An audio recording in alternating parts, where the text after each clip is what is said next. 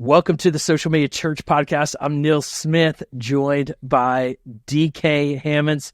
DK, I just got to say, you've been carrying this podcast. You've been carrying not just the podcast, though, and I think what people don't realize is you've come in since you joined the podcast with incredible vision for how we can help church leaders more significantly beyond just publishing conversations we have with friends about social media for churches, but to really look at how can we better educate the whole and make sure churches are on the leading edge of digital media, digital ministry, social media. So DK, I gotta say thank you as a friend, as a partner. You are driving us forward, and it's going to allow us to help thousands of more churches with this podcast because I think we're up in our podcast game. But beyond this podcast, with a lot of the resources we're working on behind the scenes and just content that we're looking to develop. So DK, appreciate you, brother. Salute, my man. Always a pleasure. So much more content, information, insight. Y'all please stay connected to us as well as our sponsors as we continue to do the Lord's work and impact the world through the grids. I love to use that because that's so important here, man. It's good, man. We're seeing, it's funny. I was in a meetup here in New York this week with Faith Tech, and a guy came up to me. He's like, "Oh, I've been watching all your shorts on YouTube," and that's that we've seen. Increased engagement is on YouTube, and we talk about YouTube a lot, but we haven't been as intentional with our own content on YouTube as we have, as you've really helped us prioritize that. But today, we're not talking about YouTube. Maybe we'll talk about YouTube a little bit, but we're talking about the haters and what comes as your social media begins to, I think a lot of people are like, man, if we could just get a viral video like Transformation Church with relationship goals, then our church is going to blow up and all great things are going to happen. But what comes with increased influence is increased hate. I have yet to see a ministry increase their impact, and basically, and I'm one of those like super spiritual guys that is like, I believe there's a God and there's a devil, Satan is going to attack us when our ministry is fruitful in any way, but I think that includes online. So haters are going to come, no matter how conservative you are, liberal you are, middle of the road you are, haters are going to come. And so, DK, I don't even know where to start this conversation, but how do you start from approaching dealing with haters online and dealing with haters on social media and in the comments and in the DMs? I've seen a lot of people lose the war here when it comes to dealing with opposition. We're going to have, when we're doing the Lord's work, you're going to be faced with opposition, whether you like it or not. And so in my experience, what I like to call them today is thumb thugs. Thumb thugs. These guys or these ladies, they love to kind of get in the chat and get you riled up and say something that's just really sideways or out of context. And sometimes our humanity wants to dig down in the comments to see exactly what it is that they're saying. And is there a common theme that we want to explore? Is it something that I'm missing? Let me tell you, brothers and sisters of all walks of life, stay out of the comments unless you want your feelings hurt, because those people in the comments aren't always going to be your friend. They're going to be there to disagree and the things of that nature. So that's what I would say to those who are experiencing as you grow. Growth also means there will be growth of weeds around you. Let me give you an example. So recently my wife is doing a garden on the outside of my house, and I'm about to post pictures of it later. But in Texas, we got a lot of space. So we have a garden on the right side of my house. And before we start renovating the garden, there was this tree that I had been watching grow. And I had wondered, where did this tree come from? And the tree was actually a weed. And it had grew limbs, had went down like really into the base of the home. And I had to get a shovel, cut this tree down, all the way, cuts its tentacles, everything out. And so what it taught me was even weeds of hate in certain spaces will grow. And we have to figure out ways that we can isolate them, cut them out, to focus on what's in front of us. And that's a better garden on the outside of our homes. And so we focus on the better garden. We don't have to worry. We can cut out the weeds. Yeah. And I think this is the tension we have to navigate, because it's like, how do we determine what are the weeds and what are the buds that are starting to pop up? Yep. And because we don't want to cut out all of it. Nope. I think a lot of people are like, can we just turn off all comments? Nope. And at the end of the day, this is social media, and the best ministry is actually happening in the comments, but also the most damaging impact is happening in the comments. And so I think about, my kids are just now, I've got, 12-year-old and 14-year-old, they're getting into social media and they're getting some comments, and they do online school. They, they'll react to how somebody typed something that hurt them. Yeah. And, we've talked to them about, look, hurt people.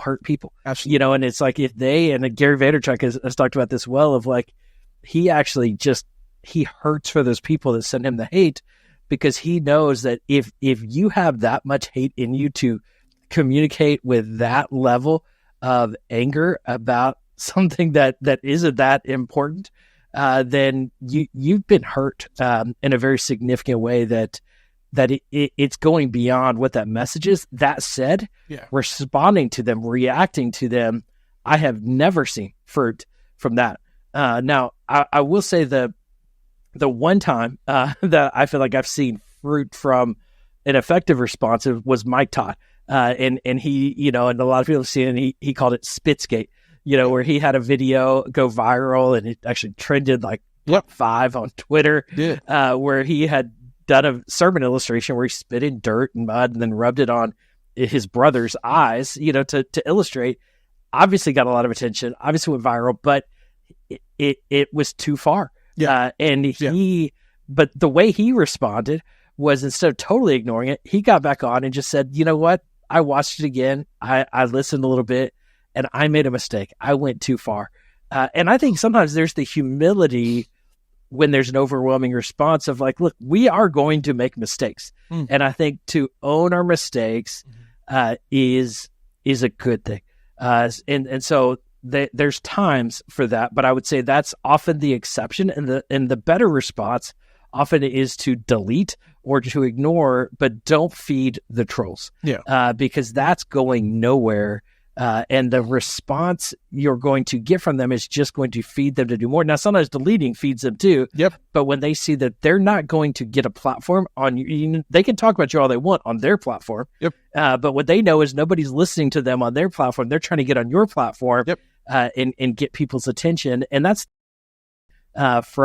from what's going on in the life of your church. I think the other side is, I think we need to protect our preachers, our pastors. Yes, man. And I would say, don't ever need to read the comments for the most part, because that's where, you're so emotionally invested and spiritually invested in your sermon content.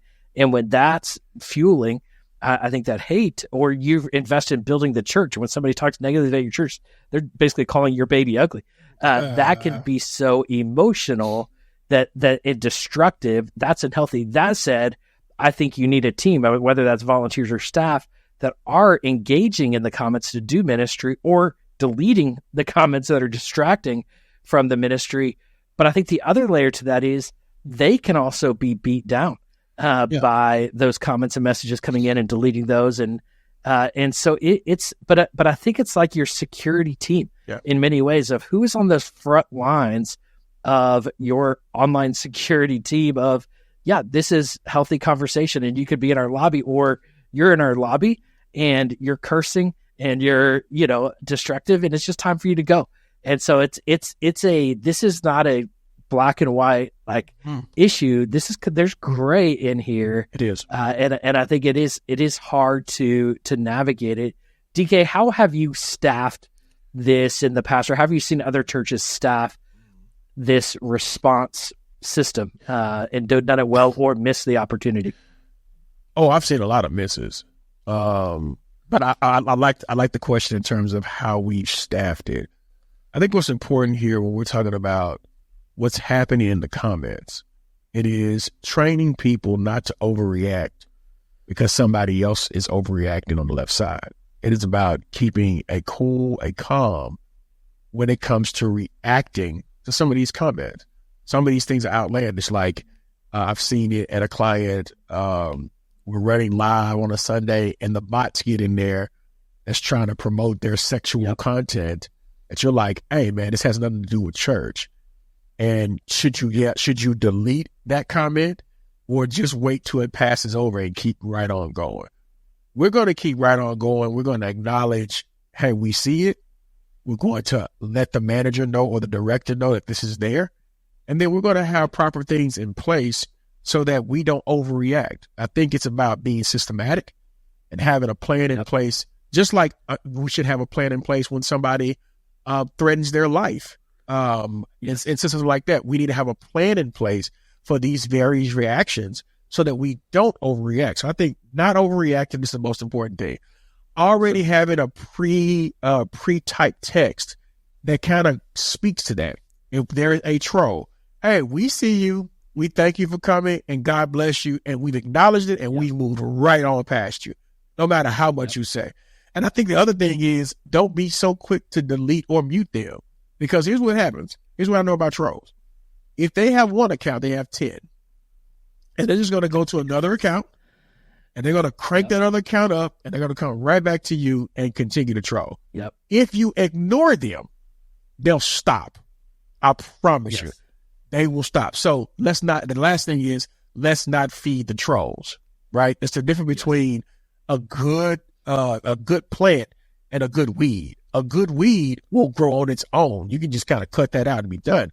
But a good plant needs soil, fertilizer. It needs water. It needs seed.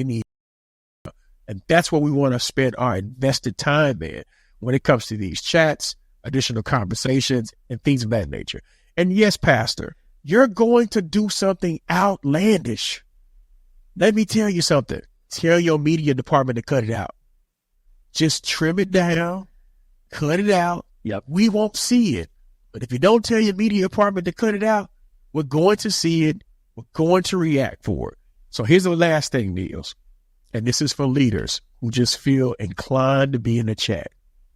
You can't bring your sensitivity to this chat. These people are aggressive. They are rude.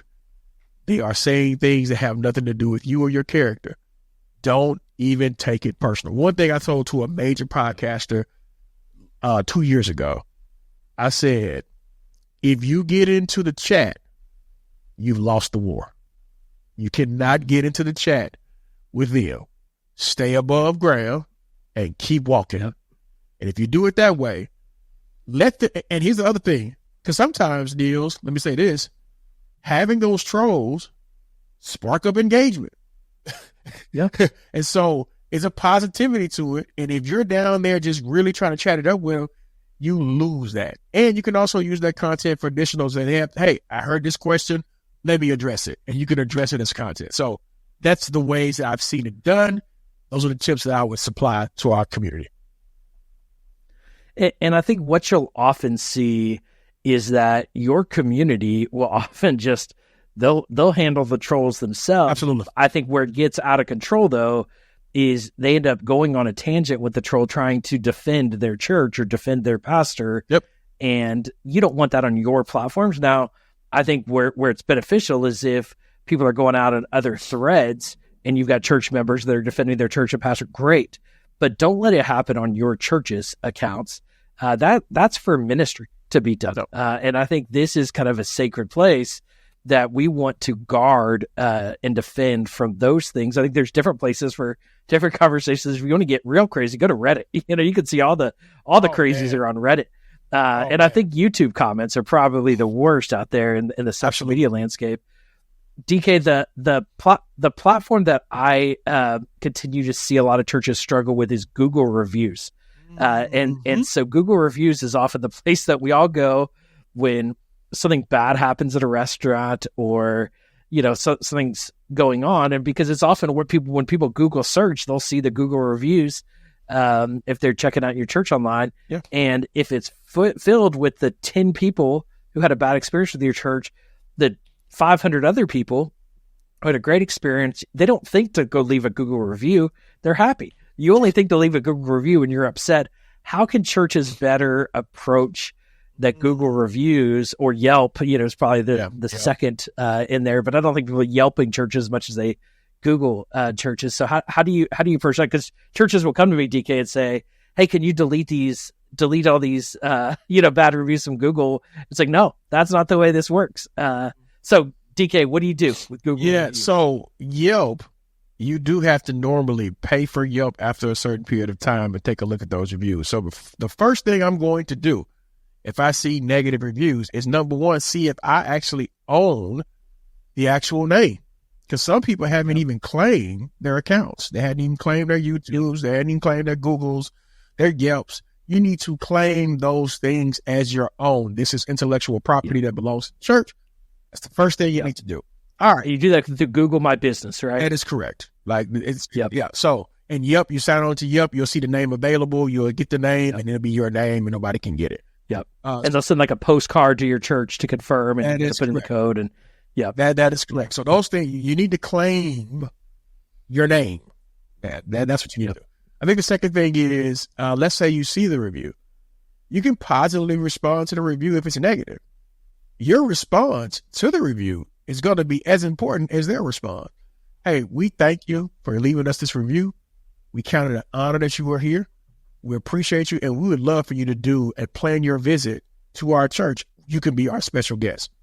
We've already overcome that negative review with positivity, love, and honor. And I think that's the number one way you would do that when it comes to Google. Because people are going to go, again, Google is another place that has a lot of bots. The bots are going to come there. They're going to troll you. That's okay. And speaking of Google, optimize these places, because I'm going to tell you, I think this may need to be another podcast another day, but people go to the Google reviews in high numbers, sometimes even before they go to your website. And the reason why they're going there is to actually get directions to your church. So they go right to Google just to do that. So optimizing your Google review is such a powerful piece. So that's what I would do. A couple of things, and you can knock it out. You'll be right where you need to be. Yeah, and I think the other thing to do is I see this a lot with authors with Amazon, is they basically get their friends and family to go leave the first reviews, and you go and encourage people to go and leave a review. Now, it doesn't mean you need to from the pulpit say, hey, will everybody go leave a Google review? At the end of the day, ask your core staff, ask your core leadership teams and your volunteers that are fully engaged of just go and leave a review. And I think you can be strategic because I think people are looking for, what do people say about this church? I love the casual nature of it. I love, they always got great coffee, or they're so friendly. And what are some of those kind of key words or things that you want people to understand about your church that people can integrate into their reviews? Now, you don't, at the end of the day, as you build that, I think you want to consistently encourage people to do that over time, so that you've almost got like 10 positive reviews, 1 negative, 10 positive, 1 negative. You're going to get negative reviews. I mean, this comes with growing across the board. And so I think if you can mix that with positive reviews, and if you can't get enough positive reviews, I would question whether there's something wrong with your church. You should be able to have a core and people that are committed to your church, have been impacted by your church, that can go leave some positive reviews to mix up, or just even your friends and family that aren't local. We all have people that can go leave reviews, and you don't want to go pay. Like there's businesses that will pay people to leave fake reviews. Don't do that. Let it be real. Let it be authentic. That's you don't want to play games with Google and this kind of stuff. You want to authentically have good reviews. But and in some ways, if you don't have some bad reviews, people are probably going to question whether these are even real reviews. Just like on an Amazon product, if you see nothing but positive reviews on an Amazon product, I'm questioning that every day. Somebody got a broken product sent to them, or this isn't legit. And so I think, I think we got to look at it from all angles of what are people that aren't yet familiar with our church. We don't want their first impression to be a list of bad reviews because they're not going to show up, or we don't want people to see this all this crazy debate in a chat thread on social media because they're thinking like they just fight a lot at that church. Yep. Something's wrong there. Yep. People are looking for friendliness. People are looking for a safe place to pursue their faith. Yep. And I think that's what we want to create, both in our lobbies, in our, small groups, in our, worship centers. We want to create safe, comfortable places for people to build to fellowship, build community. And that's what our comments should be filled with. And so we just have to approach it just like pastorally, just like we would anything else. It just, people behave different online. People get like this, like they inflate, of like, I've got this keyboard in front of me and I'm going to go at it. And they're hidden behind a computer screen. And so the crazy gets so much crazier. And so you just have to, you got to be ready for it, man. You got to be ready for it. And those of us who have been in this business, we know the truth and we know not to overreact when we get comments like this. It may warrant some level of investigation. I had to do that one time. And what I found out is this person didn't exist. So I knew it was a bot, just purely on investigation. Hey, somebody put this here to be rude. Let's not focus on this. It doesn't warrant anything. So, because I do know some churches, they get kind of bent out of shape with bad reviews. Now, bad reviews sometimes are improvements. So I've also seen some places where they said, hey, man, the choir is singing too long. Okay. Yeah, that might be a place of improvement. Hey, man, just the culture, the feel doesn't feel right. That's a place of improvement. And we can take some things that maybe we perceive as negative and use them as a positive turnaround to take a look at our culture, our people, our processes, so that we can move ahead as a community. So I think that's really important, man, that some of these comments, if it's too many, as you mentioned, that's probably excess. But if it's just that one, you can say, let me pull a thread down on this to see what it is this person is saying, because now you have react culture that'll start reacting to certain videos just to see if you're going to respond to them. And again, don't respond. Just don't do it. It's not even worth the cost of tea in China. Don't do it. Totally. Well, and I would say probably my last piece of advice here with the comments and reviews is move it to the DMs. And so I would say if somebody does have something where they're like, hey, I'm really disappointed in this, and I saw this, or I'm questioning this, you could say, thanks for your feedback. We'd love to talk with you privately about it. Can you just send us a DM and we'll we'd love to talk with you in the DMs, because those conversations aren't needed in the public forum for everybody. Correct. That person might literally have something valid they need to share, and have that conversation privately with them, and interact with them that way. I would say the same thing for reviews. I think one of the things you can do with Yelp and Google reviews is, while you can't delete the review, you can respond to it, and you can basically say, I'm sorry to hear that this was your experience. We would love to connect with you privately. Can you email us here at this address, and we'd love to have one of our pastors contact you, or something like that. That basically invites them of saying, we heard you. We are sad to hear that you had this experience with us. That's not the norm. And we'd love to talk to you. Now, that person probably doesn't want to have a conversation. That person probably just wants to vent publicly. But I think other people can see that you're listening, responsive, and that's not the norm. If all they see are bad reviews with no response to it, they just think, well, good, that's the norm. That's true. But when they can see that there is a response that just says, that doesn't sound right, help us to better understand, we're listening. I think that actually speaks to the person reading the review. It's rarely going to speak to the person that left the review. They're probably already too disappointed, but I think that's your opportunity to basically respond to it. But don't respond argumentatively. Respond caringly, and thoughtfully. And I think that's where you will get the best response, both for that individual and for the person that's seeing those reviews or engaging in the comments. DK, this is an important conversation. This is something we'll keep coming back to because this is social media, and social media. One of the fascinating stats I heard the other day is I think an average American is spending 2.5 hours a day now on social media. That we could debate whether that's healthy or not, but social media is continuing to grow and continue to become a part of our lives. And my kids are learning, like, this is something they're going to have to navigate the rest of their life.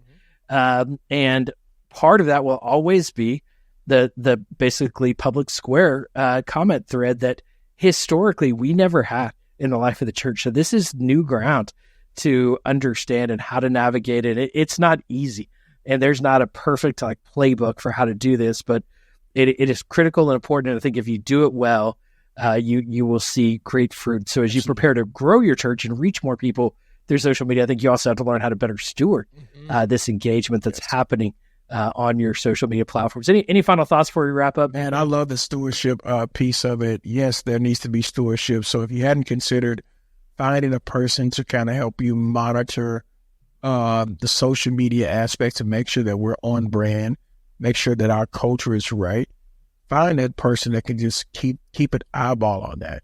So something doesn't get ahead of you. So I think it would be my only concern is that we don't have enough people who are looking at these conversations and looking at these DMs so that they can better assist us in terms of prayer, in terms of acknowledgement, in terms of caring, in terms of who we need to talk to and who we need to redirect. So find you somebody who can do that, young person, old person, who has good discernment, and you'll be able to kind of navigate these haters as they thug on these keyboards. That's good. That's well said. Well said. We want to thank everyone for listening. It means a ton to us. Know that we pay attention to the comments and the messages on social media, church. So don't hesitate to be a part of the conversation online. Leave a review on Apple Podcasts. Leave a review on Spotify. We read all of them, and we appreciate the good and the bad. Yes. And we're listening there, and we're not going to debate. If you want to have a fight, that's not what we're doing on our social media either. But if you want to have a good, healthy debate, we're glad to do that. If you want to have a dynamic conversation, we love interacting with you on social media, and we appreciate all the ratings and reviews that you all leave on the podcast channels. And so thanks so much for listening, and we'll talk to you again on the next episode.